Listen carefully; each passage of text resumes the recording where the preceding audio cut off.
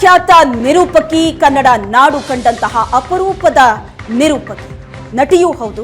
ಅಪರ್ಣಾ ವಿಧಿವಶರಾಗಿದ್ದಾರೆ. ಕಳೆದ 2 ವರ್ಷಗಳಿಂದ ಆರೋಗ್ಯ ಸಮಸ್ಯೆ ಇತ್ತು, ಕ್ಯಾನ್ಸರ್ನಿಂದ ಬಳಲ್ತಾ ಇದ್ರು, ಚಿಕಿತ್ಸೆ ಕೂಡ ಪಡಿತಾ ಇದ್ರು. ಆದರೆ ನಿನ್ನೆ ಕೊನೆಯುಸಿರೆಳೆದಿದ್ದಾರೆ. ನಿರೂಪಣೆ ಅನ್ನೋ ವಿಚಾರದಲ್ಲಿ ಒಂದು ಬ್ರ್ಯಾಂಡ್ ಅನ್ನ ಕ್ರಿಯೇಟ್ ಮಾಡಿದಂತವರು ಅಪರ್ಣಾ. ಈಗ ಮಧುರ ಕಂಠದ ಆ ನಿರೂಪಕಿ ಮಾತು ನಡೆಸಿದ್ದಾರೆ. ದೃಶ್ಯದಲ್ಲಿ ನೋಡ್ತಾ ಇದ್ರಿ, ಬೆಳಗಿನಿಂದ ಅಂತಿಮ ದರ್ಶನಕ್ಕೆ ವ್ಯವಸ್ಥೆ ಆಗಿತ್ತು. ಬಹಳಷ್ಟು ಜನ ಗಣ್ಯರು, ಗಾಯಕರು, ನಟ ನಟಿಯರು, ರಾಜಕಾರಣಿಗಳು ಬಂದು ಅಂತಿಮ ದರ್ಶನ ಪಡೆದಿದ್ದಾರೆ. ಸರ್ಕಾರಿ ಗೌರವದೊಂದಿಗೆ ಅಪರ್ಣಾಗೆ ಅಂತಿಮ ವಿದಾಯವನ್ನ ಹೇಳಲಾಗ್ತಾ ಇದೆ. ಕೆಲವೇ ಕ್ಷಣಗಳಲ್ಲಿ ಅಂತ್ಯಕ್ರಿಯೆ ನೆರವೇರುತ್ತೆ. ಸ್ಮಾರಕ ಸಂಪ್ರದಾಯದಂತೆ ಅಂತಿಮ ವಿಧಿವಿಧಾನವನ್ನ ನಡೆಸಲಾಗುತ್ತೆ. ಗಣ್ಯಾತಿ ಗಣ್ಯರು ಬಂದು ಅಂತಿಮ ದರ್ಶನವನ್ನ ಪಡೆದಿದ್ದಾರೆ. ಸೃಜನ್ ಲೋಕೇಶ್ ದೃಶ್ಯದಲ್ಲಿದ್ದಾರೆ.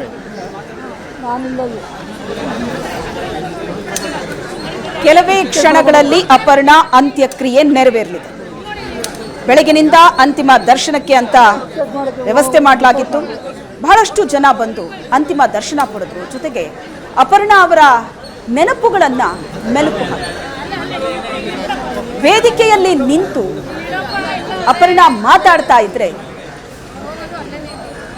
ಒಂಥರ ಯಾರೇ ಆದ್ರೂ ಕೂಡ ಅದನ್ನ ಕೇಳಿಸ್ಕೊತಾ ಇದ್ರೆ ಪರವಶ ಆಗ್ಬಿಡ್ತಾ ಇದ್ರು. ಅಷ್ಟು ಚಂದ ಕನ್ನಡ ಭಾಷೆಯನ್ನ ಮಾತಾಡ್ತಾ ಇದ್ರು ಅಪರ್ಣಾ. ಕನ್ನಡ ಎಲ್ಲರೂ ಮಾತಾಡ್ತಾರೆ, ಆದ್ರೆ ಅಪರ್ಣಾ ಅವರ ಮಾತಿನ ಶೈಲಿ ಇದೆಯಲ್ಲ, ಅದು ಎಂಥವರನ್ನೂ ಕೂಡ ಮಂತ್ರಮುಗ್ಧಗೊಳಿಸುತ್ತೆ. ಯಾವುದೇ ಕಾರ್ಯಕ್ರಮ ಇರಲಿ, ರಾಜಕೀಯ ಕಾರ್ಯಕ್ರಮ, ಸಾಮಾಜಿಕ ಕಳಕಳಿ ಇರುವಂತಹ ಕಾರ್ಯಕ್ರಮ, ಸಾಂಸ್ಕೃತಿಕ ಕಾರ್ಯಕ್ರಮ, ಎಲ್ಲ ಕಾರ್ಯಕ್ರಮಗಳಲ್ಲೂ ಕೂಡ ತಮ್ಮ ಮಾತಿನ ಮೂಲಕ, ತಮ್ಮ ಸ್ಪಷ್ಟವಾದ ಮೆಲುದನಿಯ ಮಾತಿನ ಮೂಲಕ, ಕನ್ನಡ ಪದಗಳ ಮೂಲಕ ಆ ಕಾರ್ಯಕ್ರಮಕ್ಕೆ ಒಂದು ಮೆರುಗನ್ನ ತಂದು ಕೊಡ್ತಾ ಇದ್ರು ತಮ್ಮ ನಿರೂಪಣೆಯ ಮುಖಾಂತರ ಅಪರ್ಣಾ. ಬಹಳಷ್ಟು ಜನ ಅಪರ್ಣಾ ಅಂತಿಮ ದರ್ಶನವನ್ನ ಪಡೆದು ಮಾತಾಡ್ತಾ ಇದ್ರು. ಹೇಗಿರ್ತಾ ಇದ್ರು ಅಪರ್ಣಾ, ಅವರ ಭಾಷೆ, ನಿರೂಪಣೆ, ಜೊತೆಗೆ ನಟನೆ, ಅವರಿಗಿದ್ದಂತಹ ಆಸಕ್ತಿ, ಅದರ ಬಗ್ಗೆ ಮಾತಾಡ್ತಾ ಇದ್ರು.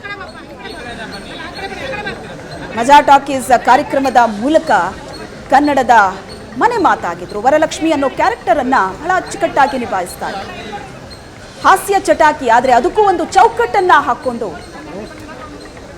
ಮಾಡ್ತಾ ಇದ್ದಂತಹ ಅವರ ಅಭಿನಯ ಇತ್ತಲ್ಲ, ಅದು ಕನ್ನಡದ ಮೂಲೆ ಮೂಲೆ ತಲುಪಿತ್ತು. ಕರ್ನಾಟಕದ ಮಂದಿ ಬಹಳ ಇಷ್ಟಪಟ್ಟಿದ್ರು ಅಪರ್ಣಾ ಅವರ ಮಜಾ ಟಾಕೀಸ್ನ ಆ ವರಲಕ್ಷ್ಮಿ ಪಾತ್ರವನ್ನ. ಹಲವು ಸಿನಿಮಾಗಳಲ್ಲಿ ನಟಿಸಿದ್ದಾರೆ. ಜೊತೆಗೆ ನಿರೂಪಣೆ ಕೂಡ ಬಹಳ ಇಷ್ಟ ಅವರಿಗೆ. 7,000ಕ್ಕೂ ಅಧಿಕ ಕಾರ್ಯಕ್ರಮದಲ್ಲಿ ನಿರೂಪಣೆ ಮಾಡಿದ್ದಾರೆ. 7,000ಕ್ಕೂ ಹೆಚ್ಚು ಕಾರ್ಯಕ್ರಮ. ಅಪರ್ಣಾ ಅವರು ಒಬ್ಬ ನಿರೂಪಕಿಯಾಗಿ ಮಾಡಿದಂಥ ಸಾಧನೆ ಇದೆಯಲ್ಲ, ಬಹುಶಃ ಅದನ್ನ ಬ್ರೇಕ್ ಮಾಡೋದು, ಬೀಟ್ ಮಾಡೋದು ಅಸಾಧ್ಯ ಅಂತಲೇ ಅನ್ಸುತ್ತೆ. 57 ವರ್ಷ ಅವರನ್ನ ನೋಡಿದ್ರೆ ಯಾರು ಕೂಡ ಹೇಳೋದಿಲ್ಲ. ಸ್ವತಃ ಅಪರ್ಣಾ ಹೇಳ್ತಾ ಇದ್ರು, ಯಾವತ್ತೇ ಕೇಳಿದ್ರು ಕೂಡ, ಎಷ್ಟು ಯಂಗಾಗಿ ಕಾಣಿಸ್ತಿರಲ್ಲ ನೀವು ಈಗಲೂ ಅಂತ. ನಾನು ಈಗಲೂ ಸ್ವೀಟ್ 16 ಅಂತ. ಅವರ ಮಾತು, ನಡೆ, ನುಡಿ ಬಹಳ ಎಂಥವರೇ ಆಗ್ಲಿ ಎದುರುಗಡೆ ಇರೋರು ಒಂದು ಕ್ಷಣ ಆಶ್ಚರ್ಯ ಅನ್ನಿಸ್ತಾ ಇತ್ತು. ಅಪ್ಪಟ ಕನ್ನಡತಿ, ರಾಜ್ಯ ಕಂಡಂತಹ ಅಪರೂಪದ ನಿರೂಪಕಿ ಮತ್ತು ನಟಿ. ಮಜಾ ಟಾಕೀಸ್ ಶೋನಲ್ಲಿ ಒಬ್ಬ ಹಾಸ್ಯ ಕಲಾವಿದೆಯಾಗಿ ಅಚ್ಚುಕಟ್ಟಾಗಿ ತಮ್ಮ ಪಾತ್ರವನ್ನ ನಿಭಾಯಿಸಿದ್ದಾರೆ. ಅಷ್ಟೇ ಸೀರಿಯಸ್ ಆದಂತಹ ಪಾತ್ರಗಳನ್ನು ಕೂಡ ಮಾಡಿದ್ದಾರೆ. ಕಿರುತೆರೆಯಲ್ಲೂ ಮಾಡಿದ್ದಾರೆ, ಹಿರಿತೆರೆಯಲ್ಲೂ ಕೂಡ ಅಷ್ಟೇ ಗಂಭೀರವಾದಂತಹ ಪಾತ್ರಗಳಲ್ಲಿ ನಟಿಸಿದ್ದಾರೆ. ಒಬ್ಬ ನಿರೂಪಕಿಯಾಗಿ ವೇದಿಕೆ ಮೇಲೆ ನಿಂತರೆ, ವೇದಿಕೆಯ ಮುಂಭಾಗದಲ್ಲಿ ಎಷ್ಟೇ ಸಾವಿರಾರು ಜನ ಇರಲಿ, ಒಂದು ಕ್ಷಣ ಅಪರ್ಣಾ ಬಾಯಿ ಬಿಟ್ರೆ ಸಾಕು, ಒಂದು ಕ್ಷಣ ಎಲ್ಲರೂ ಗಪ್ಚು. ಅಪರ್ಣಾ ಅವರು ವೇದಿಕೆಯಲ್ಲಿ ನಿಂತು ನಮಸ್ಕಾರ ಅಂತ ಹೇಳಿದ್ರೆ, ಆ ನಮಸ್ಕಾರದಲ್ಲೂ ಕೂಡ ಒಂದು ಗಟ್ಟಿತನ, ಆ ಒಂದು ಮೆಲುದನಿ ಎಲ್ಲವೂ. 7,000ಕ್ಕೂ ಹೆಚ್ಚು ಕಾರ್ಯಕ್ರಮಗಳನ್ನ ಇಲ್ಲಿ ತನಕ ನಿರೂಪಣೆ ಮಾಡಿದ್ದಾರೆ. ಬಿಗ್ ಬಾಸ್ ಕನ್ನಡ ಸೀಸನ್ 1 ನಲ್ಲಿ ಸ್ಪರ್ಧಿಯಾಗಿತ್ತು. 41 ದಿನ ಬಿಗ್ ಬಾಸ್ನಲ್ಲಿ ಇದ್ರು ಅಪರ್ಣಾ. ಕನ್ನಡದ ಒಂದಷ್ಟು ಪ್ರಸಿದ್ಧವಾದ ಧಾರಾವಾಹಿಗಳಿದೆ, ಮೂಡಲಮನೆ, ಮುಕ್ತ, ಇಂತಹ ಧಾರಾವಾಹಿಗಳಲ್ಲಿ ಅಷ್ಟೇ ಗಾಂಭೀರ್ಯದ ಪಾತ್ರವನ್ನ ನಿಭಾಯಿಸಿದ್ರು ಅಪರ್ಣಾ. ಒಬ್ಬ ನಟಿಯಾಗಿ ಸೈ ಅನ್ನಿಸ್ಕೊಂಡಿದ್ರು. ಅವರ ಪಾತ್ರಗಳ ಆಯ್ಕೆ ಕೂಡ ಬಹಳ ಚೆನ್ನಾಗಿರ್ತಾ ಇತ್ತು. ಅಪರ್ಣಾ ಆ ಪಾತ್ರವನ್ನ ಮಾಡ್ತಾ ಇದ್ದಾರೆ ಅಂದ್ರೆ ಆ ಪಾತ್ರದಲ್ಲಿ ಒಂದು ವಿಶೇಷತೆ ಇದೆ ಅಂತಾನೆ ಅರ್ಥ. ನಟನೆಯಲ್ಲೂ ಒಂದು ಚೌಕಟ್ಟು, ನಿರೂಪಣೆಯಲ್ಲೂ ಕೂಡ ಒಂದು ಚೌಕಟ್ಟು, ಮಾತು, ನಟನೆ ಎಲ್ಲವೂ ಕೂಡ ಬಹಳ ಸ್ಪಷ್ಟ. ಅಂತಹ ಅಪರ್ಣಾ ಇನ್ನಿಲ್ಲ. ಸರ್ಕಾರಿ ಗೌರವದೊಂದಿಗೆ ಅಪರ್ಣಾಗೆ ಅಂತಿಮ ವಿದಾಯವನ್ನ ಹೇಳಲಾಗುತ್ತೆ. ಗಣ್ಯಾತಿ ಗಣ್ಯರು ಬಂದು ಅಂತಿಮ ದರ್ಶನ ಪಡೆದಿದ್ದಾರೆ. ಹಲವು ಗಾಯಕರಿದ್ದಾರೆ, ನಟರಿದ್ದಾರೆ. ಸೃಜನ್ ಲೋಕೇಶ್ ದೃಶ್ಯಗಳಲ್ಲಿ ಕಾಣಿಸ್ತಾ ಇದ್ದಾರೆ. ಕಂಡಂತಹ ಶ್ರೇಷ್ಠವಾದಂತಹ ನಿರೂಪಕಿ, ಹಾಗೆ ಅಚ್ಚ ಕನ್ನಡದಲ್ಲಿ ಸ್ವಚ್ಛ ಮನಸ್ಸಿನಿಂದ ಎಲ್ಲರನ್ನ ಗೆದ್ದಂತಹ ಅಪರ್ಣಾ ಅವರು ವಿಧಿವಶರಾಗಿದ್ದಾರೆ. ಅವರ ಅಗಲುವಿಕೆ ಯಾರು ಕೂಡ ನಂಬಲು ಅಸಾಧ್ಯವಾಗಿರುವಂತಹ ಅಗಲುವಿಕೆ. ಕ್ಯಾನ್ಸರ್ನಿಂದಾಗಿ ಇಹಲೋಕವನ್ನು ತ್ಯಜಿಸಿರುವಂಥದ್ದು. ಇದರ ಬಗ್ಗೆ ಮಾತನಾಡೋದಕ್ಕೆ ಸಿಂಗರ್ ಅರ್ಚನಾ ಅವರು ನಮ್ಮ ಜೊತೆಗಿದ್ದಾರೆ. ಬನ್ನಿ ಅವ್ರನ್ನ ಮಾತನಾಡಿಸೋಣ. ಮೇಡಮ್, ಮೊದಲನೇದಾಗಿ ಯಾರು ಕೂಡ ಎಕ್ಸ್ಪೆಕ್ಟ್ ಮಾಡಿರೋದಂಥ ಒಂದು ವಿಷಯ, 2 ವರ್ಷಗಳಿಂದಲೂ ಕೂಡ ಕ್ಯಾನ್ಸರ್ನಿಂದ ಬಳಲ್ತಿದ್ರು ಅನ್ನುವಂಥ ವಿಷಯ ಗೊತ್ತಾಯಿತು. ತಮಗೇನಾದರೂ ಗೊತ್ತಿತ್ತಾ ಹತ್ತಿರದವರಾಗಿ, ಆತ್ಮೀಯರಾಗಿ? ಗೊತ್ತಿತ್ತು. ಒಂದು ಮನೆಯೂ ಹತ್ತಿರ, ಇಲ್ಲೇ ಕೆಳಗೆ, ಇವ್ರ ಮನೆಯಿಂದ ಕೆಳಗೆ ಇಳಿದ್ರೆ ನಮ್ಮ ಮನೆಯೂ ಹತ್ತಿರ. ಅದು ನನಗೆ ನೆನಪು ಕೂಡ ಇಲ್ಲ ಎಷ್ಟು ವರ್ಷದ ಸ್ನೇಹ ನಮ್ಮದು ಅಂತ.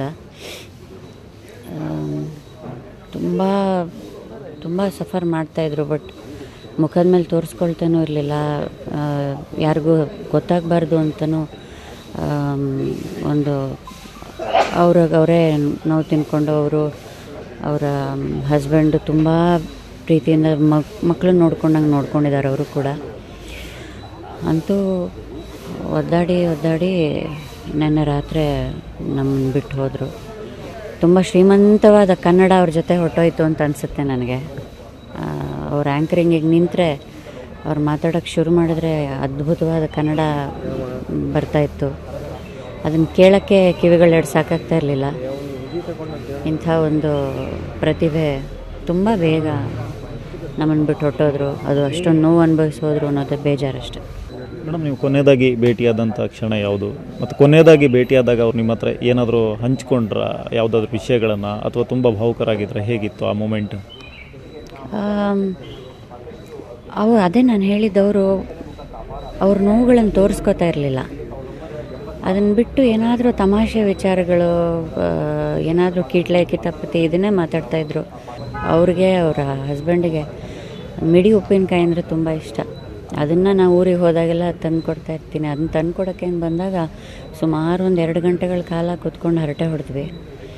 ಅವಾಗ ಅದು ಇದು ನಾನು ಮತ್ತೆ ರೆಡಿ ಆಗ್ತೀನಿ, ಮತ್ತೆ ಸ್ಟೇಜ್ ಮೇಲೆ ಬರ್ತೀನಿ, ನೋಡ್ತಾ ಇರು ಹೆಂಗೆ ಬರ್ತೀನಿ ಅಂತ ಎಲ್ಲ ತುಂಬ ಖುಷಿಯಿಂದ. ಶಿ ವಾಸ್ ವೆರಿ ಪಾಸಿಟಿವ್, ತುಂಬ ಸಂತೋಷದಿಂದ ಮಾತಾಡ್ತಾಯಿದ್ರು. ಅದಾದಮೇಲೆ ಸಡನ್ನಾಗಿ ಅದು ಹೆಂಗೆ ಈ ಥರ ಡ್ರಿಫ್ಟ್ ಆಗೋದ್ರು ಏನೋ ನನಗೆ ಅರ್ಥನೇ ಆಗ್ತಾಯಿಲ್ಲ. ಮೇಡಮ್, ಮಂಗಳವಾರ ಹಾಸ್ಪಿಟಲ್ಗೆ ದಾಖಲಾಗ್ತಾರೆ. ಹಾಸ್ಪಿಟ್ಲಿಗೆ ದಾಖಲಾದ್ಮೇಲೆ ನೀವೇನಾದ್ರು ಹಾಸ್ಪಿಟ್ಲಿಗೆ ಹೋಗಿದ್ದೀರಾ, ಅಥವಾ ಆ ವಿಷಯ ಗೊತ್ತಿತ್ತಾ ನಿಮಗೆ? ಹಾಸ್ಪಿಟ್ಲಿಗೆ ಹೋಗಿದ್ದಾರೆ, ಹಾಸ್ಪಿಟಲೈಸ್ ಆಗಿದ್ದಾರೆ ಅಂತ? ನನಗೆ ಸ್ವಲ್ಪ ಡೌಟ್ಫುಲ್ ಆಗಿತ್ತು. ಕೆಲವರು ಹುಷಾರಿಲ್ಲ, ಏನೂ ಹುಷಾರಿಲ್ಲ ಅಂತ ಕೆಲವರು ಹಾಸ್ಪಿಟಲೈಸ್ ಆಗ್ಯಾರೆ, ಕೆಲವರು ಇಲ್ಲ ಅಂದರು. ಬಟ್ ನಾನು ನೆನ್ನೆ ಸಾಯಂಕಾಲದಿಂದ ಅಲ್ಲೇ ಇದ್ದೆ. ಆಮೇಲೆ ಅವರು ಹೋಗೋಗಳಿಗೆಲ್ಲೂ ಅಲ್ಲೇ ಇದ್ದೆ. ಇದ್ದು ಬೆಳಗ್ಗೆ 4 ಗಂಟೆ ತನಕ ಇಲ್ಲೇ ಮನೇಲೇ ಇದ್ದು, ಆಮೇಲೆ ಒಂದು ಸ್ವಲ್ಪ ಹೊತ್ತು ಮನೆಗೆ ಹೋಗಿ ಬಂದಿದ್ದೆ ಅಷ್ಟೇ. ಸೊ ಅದೊಂದು ನನ್ನ ಪುಣ್ಯ, ಕೊನೆಗಳಿಗೆ ನಾನು ಇದ್ದೆ ಪಕ್ಕದಲ್ಲಿ ಅನ್ನೋದಷ್ಟೇ. ಅಷ್ಟೇ ಇದ್ದಿದ್ದು ಋಣ ಅನಿಸುತ್ತೆ. ಓವರಾಲ್ ಆಗಿ ಅವರ ವ್ಯಕ್ತಿತ್ವವನ್ನು ನೀವು ಹೇಳೋದಾದ್ರೆ? ಅವರ ನಗುವಿನಷ್ಟೇ ಸುಂದರ ಮತ್ತು ಏನಂತಾರೆ ಸ್ವಚ್ಛ, ಪ್ಯೂರ್ ಹಾರ್ಟ್ ಅಂತ ಹೇಳ್ತೀವಲ್ಲ, ಹಾರ್ಟ್ ಆಫ್ ಗೋಲ್ಡ್. ಯಾರಿಗೂ ಕನಸು ಮನಸ್ಸಲ್ಲೂ ನೋವು ಬಯಸದೇ ಇರುವಂತಹ ವ್ಯಕ್ತಿತ್ವ ಅವರದ್ದು. ಆವಾಗಲೇ ಹೇಳಿದ ಹಾಗೆ ದೇವ್ರ ಲೆಕ್ಕಾಚಾರ ಅರ್ಥ ಆಗಲ್ಲ. ನಿಮಗೂ ದುಃಖವನ್ನು ಭರಿಸುವಂಥ ಶಕ್ತಿ ದೇವರು ಕೊಡಲಿ. ಇವಿಷ್ಟು ಸಿಂಗರ್ ಅರ್ಚನಾ ಅವರ ಮಾತುಗಳು. ಕ್ಯಾಮ್ರಾ ಪರ್ಸನ್ ನವೀನ್ ಪೂಜಾರಿ ಜೊತೆ ಸ್ವಸ್ತಿಕ್ ಕನ್ಯಾಡಿ, ಏಷ್ಯಾನೆಟ್ ಸುವರ್ಣ ನ್ಯೂಸ್, ಬೆಂಗಳೂರು.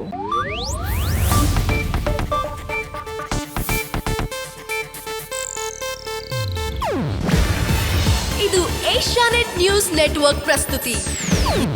ನೀವು ನೋಡ್ತಿದ್ದೀರಾ ಏಷ್ಯಾನೆಟ್ ಸುವರ್ಣ ನ್ಯೂಸ್.